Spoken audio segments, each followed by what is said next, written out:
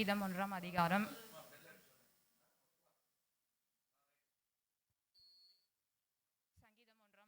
1 முதல் 6 வசனங்கள்.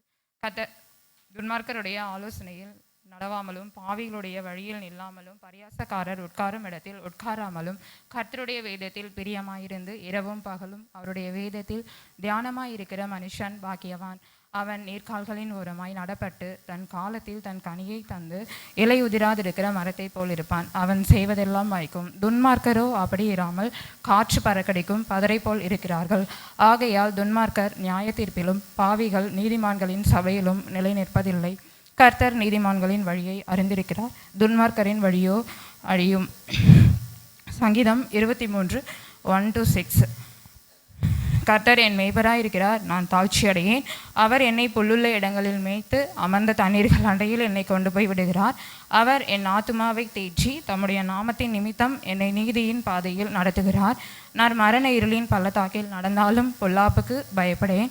தேவரீர் என்னோடு கூட இருக்கிறீர், உமது கோலும் உமது தடியும் என்னை தேற்றும். என் சத்துருக்களுக்கு முன்பாக நீர் எனக்கு ஒரு பந்தியை ஆயத்தப்படுத்தி என் தலையை எண்ணெயால் அபிஷேகம் பண்ணுகிறீர். என் பாத்திரம் நிரம்பி வழிகிறது. என் ஜீவனுள்ள நாளெல்லாம் நன்மையும் கிருபையும் என்னை தொடரும். நான் கர்த்தருடைய வீட்டிலே நீடித்த நாட்களாய் நிலைத்திருப்பேன். சங்கீதம் 121 1 முதல் 8 வசனங்கள். எனக்கு ஒத்தாசை வரும் பர்வதங்களுக்கு நேராக என் கண்களை ஏறெடுக்கிறேன்.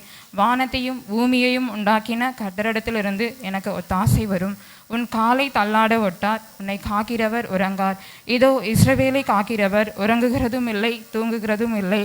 கர்த்தர் உன்னை காக்கிறவர். கர்த்தர் உன் வலது பக்கத்தில் உனக்கு நிழலாயிருக்கிறார். இதோ பகலிலே வெயிலாகிலும் இரவிலே நிலவாகிலும் உன்னை சேதப்படுத்துவதில்லை. கர்த்தர் உன்னை எல்லா தீங்கிற்கும் விலக்கி காக்கிறார். அவர் உன் ஆத்துமாவையும் காப்பார். கர்த்தர் உன் போக்கையும் வரத்தையும் இது முதற்கொண்டு என்றென்றைக்கும் காப்பார். சங்கீதம் 91 1 முதல் 16 வசனங்கள்.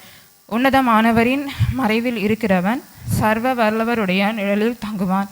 நான் கர்த்தரை நோக்கி, நீர் என் அடைக்கலம், என் கோட்டை, என் தேவன், நான் நம்பி இருக்கிறவர் என்று சொல்லுவேன்.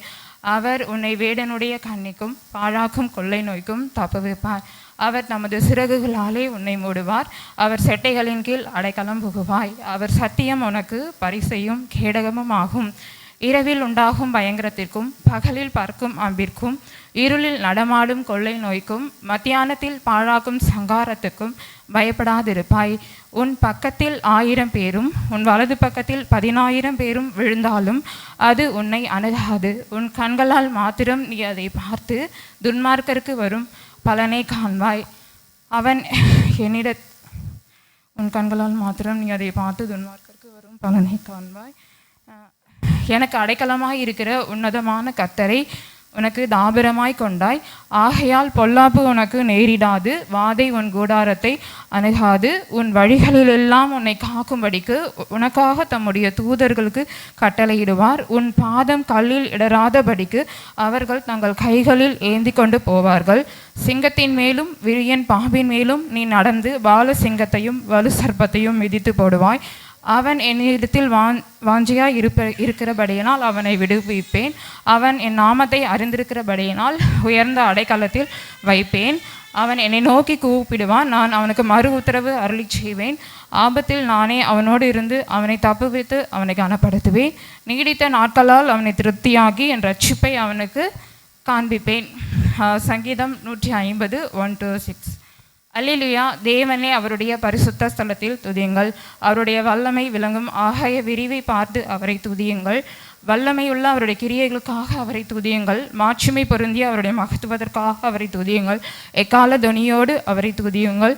வீணையோடும் சுரமண்டலத்தோடும் அவரை துதியுங்கள். தம்புரோடும் நடனத்தோடு அவரை துதியுங்கள். யாழோடும் தீங்குழலோடும் அவரை துதியுங்கள். ஓசையுள்ள கைத்தாளங்களோடு அவரை துதியுங்கள். பேரோசையுள்ள கைத்தாளங்களோடு அவரை துதியுங்கள். சுவாசமுள்ள யாவும் கர்த்தரை துதிப்பதாக. சங்கீதம் 3 அதிகாரம் 1-8.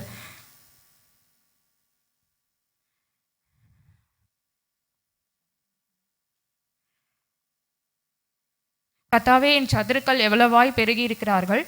எனக்கு விரோதமாய் எழும்புகிறவர்கள் அநேகர். ஆனாலும் தேவனிடத்தில் அவனுக்கு ரட்சிப்பே இல்லை என்று என் ஆத்துமாவை குறித்து சொல்லுகிறவர்கள் அநேகர். ஆனாலும் கர்த்தாவே, நீர் என் கேடகமும் மகிமையும் என் தலையை உயர்த்துகிறவருமாயிருக்கிறீர். நான் கர்த்தரை நோக்கி சத்தமிட்டு கூப்பிட்டேன். அவர் தமது பரிசுத்த பர்வதத்தில் இருந்து எனக்கு செவி கொடுத்தார்.